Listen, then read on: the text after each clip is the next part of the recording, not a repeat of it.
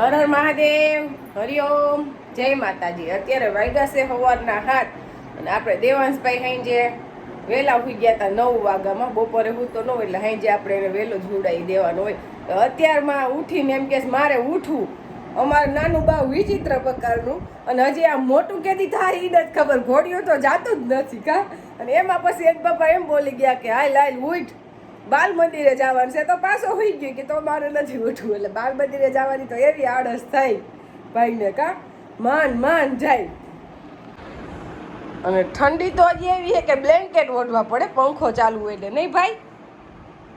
હર હર મહાદેવ કહી દે દીકર, હે કહી દે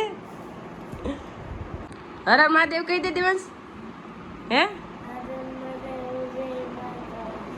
હા હર હર મહાદેવ, જય માતાજી. હવે ઉઠવું છે કે હું છે, હે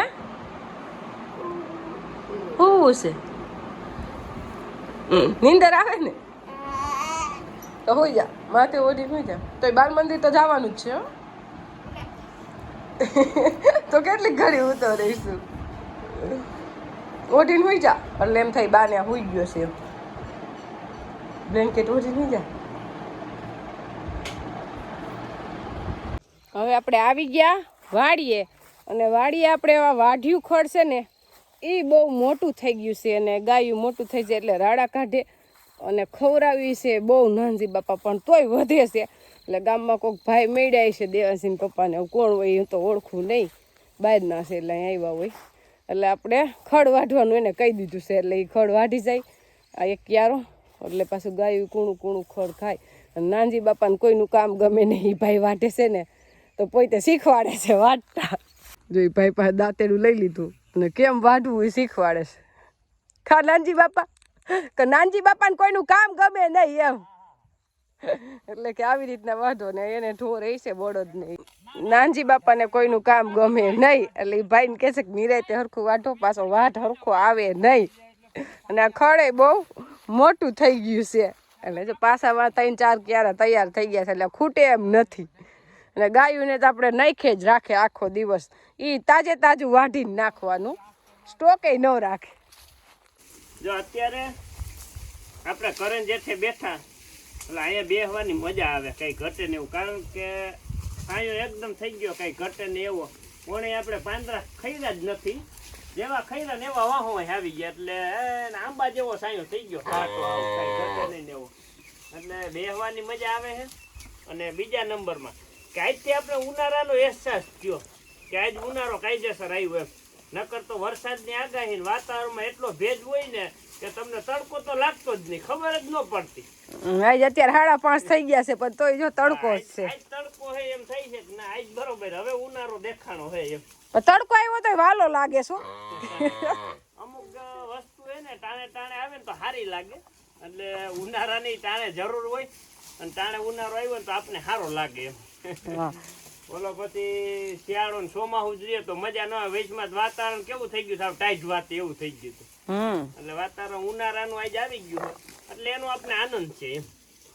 એ જે આપણે કરેણના સાંયે ગાયું બાંધી હોય આખો દિવસ અહીંયા જ બાંધ્યું હોય, હજી આપણે ગાયુંનું બન્યું નથી ત્યાં લગન. એટલે બધાને જો પાણી પાઈ દીધું નાનજી બાપાએ અને આપણે આવીને જાહેરની નીંદ નાખી દીધી એટલે બધાય ખાવા માંડ્યા છે. અને ઓલાને હવે દૂધ પીવું છે, ભૂખ લાગી છે પણ હજી અડધી કલાક પછી એ બોલાવે છે. એ જ કરે છે આપણે આવ્યા ત્યાં, એટલે એને ખબર પડે કે આવ્યા પછી આપણે દૂધ જડશે.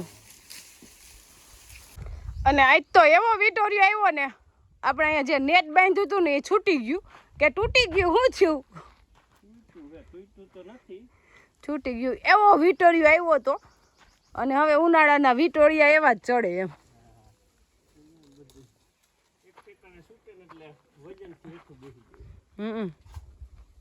હું પાછું સરખું બાંધું છું. આપણે 200 કિલો જુનાગઢ જે મોકલવાનું છે એ તૈયાર થઈ ગયું છે. હવે અત્યારે સિલાઈ કરવાની છે દેવાનસિંહ પપ્પાને. હાલો સિલાઈ કરી દો. અને આમાં અંદર જવું તો એવું મુશ્કેલ હોય કે સીધા બહારના વ્યક્તિ અજાઈને આવે એટલે એને તો સીધી શીખવું જ ઉપર. અમને તો માફક આવી ગઈ છે એટલે અમને કઈ પ્રશ્ન બહુ નથી થતો, બાકી અજાણ્યો આવે એને સીધી શીખવું જ ચડે, એને ચટણી સીધી ઉડે જ.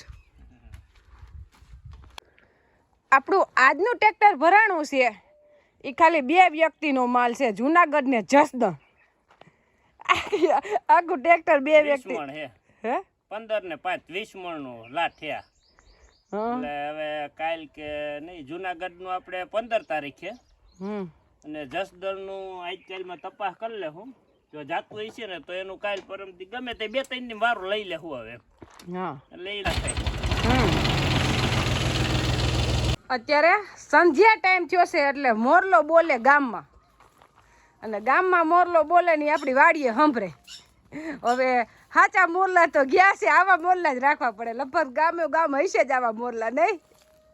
અમુક એરિયામાં જે હાસાય છે હા પણ આપણે હાસા હે નહીં, અહીંયા ગામમાં છે પણ આથમની સીમમાં.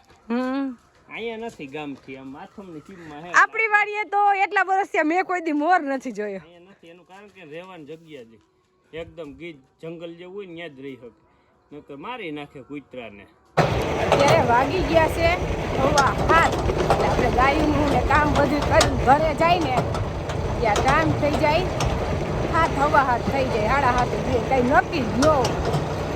આજે તો આપણે ગાડું લઈને જવાનું હતું, ટ્રેક્ટર લઈને, મોટરસાઇકલ લઈને જવાનું હોય તો 5 મિનિટે ન થાય. આપણે તો ગામથી હાવ વાડી નજીક છે, હાલીને આવી તો 5 મિનિટ થાય. એ સારું છે કે હાલીને આવવું પડે તો કંઈ પ્રશ્ન ન રહે, વાડી આપણી નજીક છે. બસ જો આપણે હમણાં હાલશું એટલે ગામ આવી ગયું, એક ખેતર વચ્ચે આવે. આપણે ગામના પાદરમાં સરસ એવા પીપળના ઝાડ છે એટલે પશુ પક્ષી પછી ગાયું બધા ઊભા રહે સાહેબ.